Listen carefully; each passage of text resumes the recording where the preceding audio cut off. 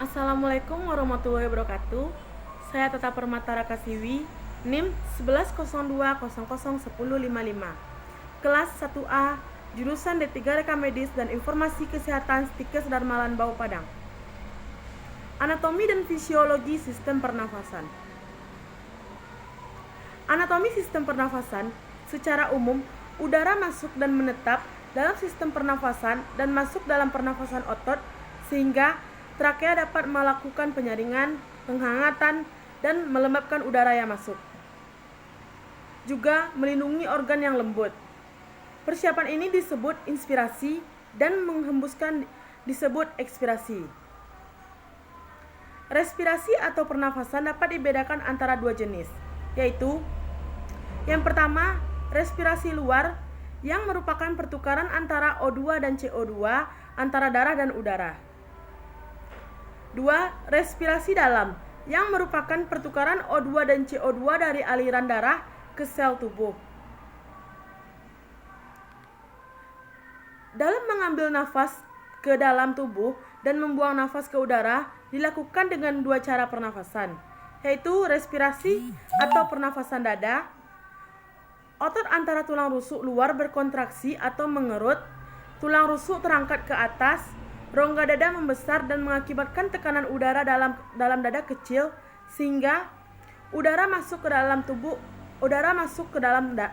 tubuh. Yang kedua, respirasi atau pernafasan perut. Yang pertama, otot diafragma pada perut mengalami kontraksi, diafragma datar, volume rongga dada menjadi besar yang mengakibatkan tekanan udara pada dada mengecil sehingga udara masuk ke paru-paru. Alat-alat pernafasan, kafum nasalis atau rongga hidung, faring atau tenggorokan, laring atau pangkal tenggorokan, trakea atau batang tenggorokan, bronkus atau cabang batang tenggorokan, pulmo atau paru-paru. Tahapan dalam proses respirasi. Yang pertama, ventilasi, yang kedua difusi, yang ketiga perfusi.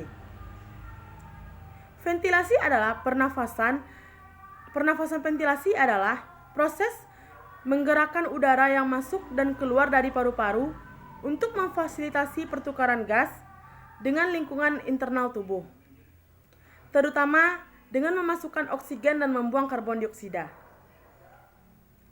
Difusi, proses pertukaran gas yang terjadi antara lingkungan luar dan darah serta pertukaran gas di dalam jaringan tubuh.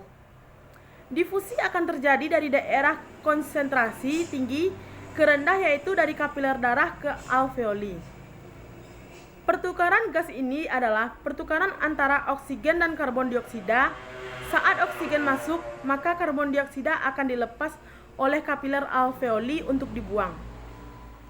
Perfusi adalah di mana dioksigenasi mengalir ke paru dan mengalami reoksigenasi atau dapat dikatakan sebagai sirkulasi darah di dalam pembuluh kapiler paru.